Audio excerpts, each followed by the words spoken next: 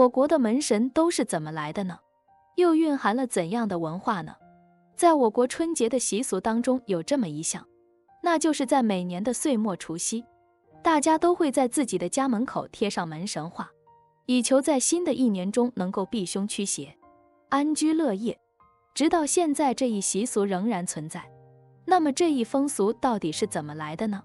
大约是在人们脱离了原始的荒原野居生活，逐渐学会建造房屋居室，作为自己安身之所之后，便希望有神灵能够为自己看门守护，驱邪避灾。早在先秦时期，祭门神便被列为五祀之一了。《礼记·曲礼下》中记载，祭五祀者，春祭户，夏祭灶，季夏祭宅，神秋祭门，冬祭行也。这个时候的门神还只是一个抽象的概念，大约从汉代开始，门神被赋予了具体的形象和姓氏。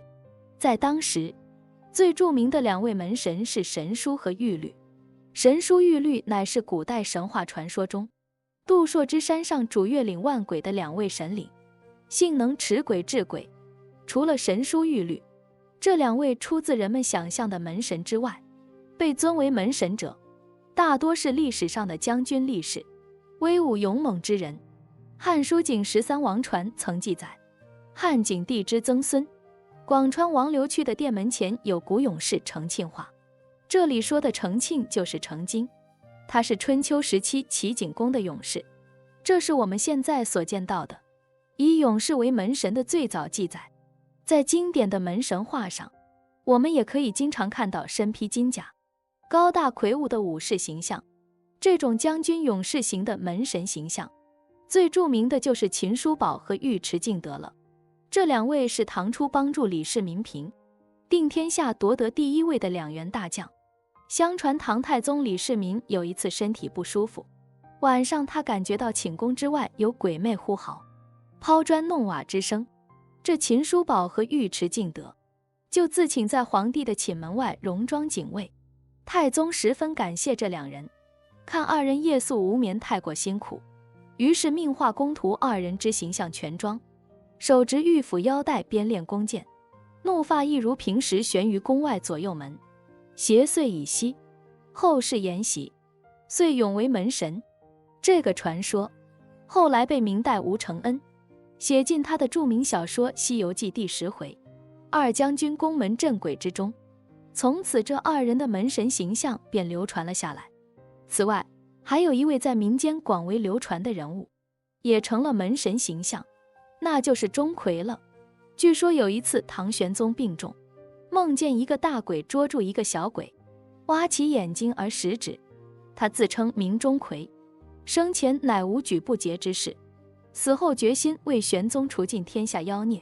梦醒之后，唐玄宗一下子觉得病好了很多，于是他命画工吴道子为其画像。此后的民间风俗便会在除夕之夜将钟馗的画像悬于室内，或者贴于门上。北宋以后，年画大量雕版印刷，借门神之风日趋盛行。在南宋孟元志的《东京梦华录》等书中，就有晋岁节市井街印卖门神的记载。我们在南宋画家李松所画的《岁朝图》中，也可以看到当时贴门神迎新春的情景。而贴门神这一风俗在其发展过程当中，发生了这样一个变化，那就是原先的驱魔避祟的迷信色彩逐渐减少了，祝吉喜庆的含义却增加了。明代冯英经月令广义记载，晋化门神为将军朝官诸事，附家爵禄，福喜宝马平安诸状，截取美名以迎响指。中国美术全集绘画编民间年画一册中收有清代的福寿天官门神、加官门神等等，这就是属于吉祥题材的门神画了。这一变化也体现了人们信仰习俗由迷信向俗信转化的文化特点。相对于贴春联，门神是更加古老而传统的习俗文化。从历史的演化来看，门神文化反映了当时百姓对英雄的认同，对正义的认同，是我们中华传统文化的重要组成部分。也许我们更应该以包容的胸怀，对即将消失的门神文化加以关注和普及，至少在传承上做些补救工作，也是对我们祖先的一种交代吧。欢迎关注我的频道，这样就不会错过更多精彩内容。